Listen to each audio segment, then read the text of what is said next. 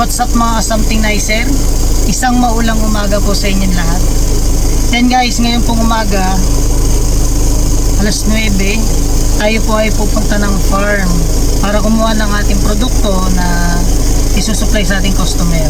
So yun nga lang guys, no, hindi natin mabibidyoan tong farm dahil hindi sila pumayag na i-share sa inyo yung kanilang farm.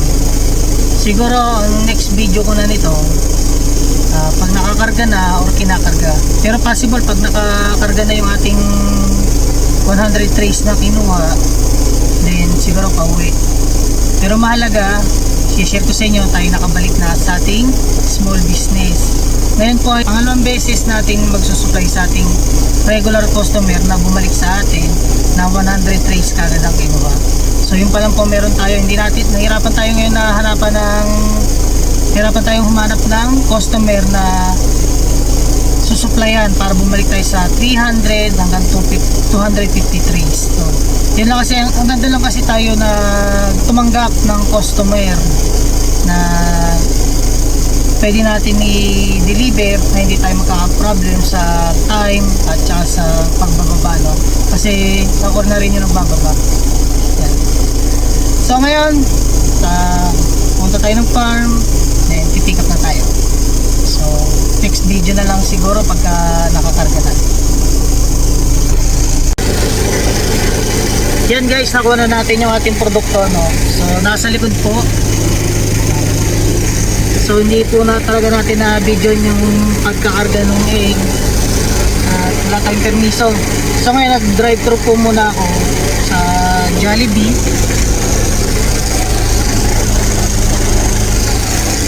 Dahil sobrang aga ng ating biyahe. Kaya yun, hindi na tayo nakapag-almusal. Then ngayon, pauwi na. Tapos pagdating sa bahay, tatay kakain. Then di-distribute ko na yung egg na kinuha natin. So continue ko na lang ulit yung video dahil tayo pauwi na, walang pagbabago, na ulan.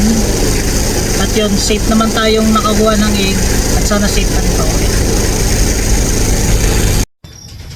So yun guys, ang maulang umaga.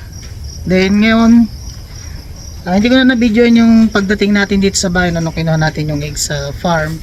Pero ito, diretso supply tayo sa ating customer. Sila yon. At maulang gabi pa rin. Maulan pa rin guys. Wala tayo masyadong liwanag. Yeah. Yan. Sila rin po yung ating ano. Yan, yung binagsakan nitong 100 trays. So swerte nito mga to. Kasi magandang size yung egg na nabigay natin. So in-update ko lang kayo na padalawang supply natin. Kasi once a week lang to. Ito na yun. Sana magdare-diretso yung ating small business na ating sinishare sa inyo. So updated, weekly tumataas pa ang presyo ng mga produkto, lalo ng egg, cooking oil at mga frozen meat, no? So wag po kayo magtaka kung bakit po pag may natanong kayo bakit ganun kataas, normal po yan dahil balik eskwela, balik taas po mga presyo. So nandito lang po at maraming salamat po sa pagsuporta nyo sa small business na sinishare ko po, no? So peace out.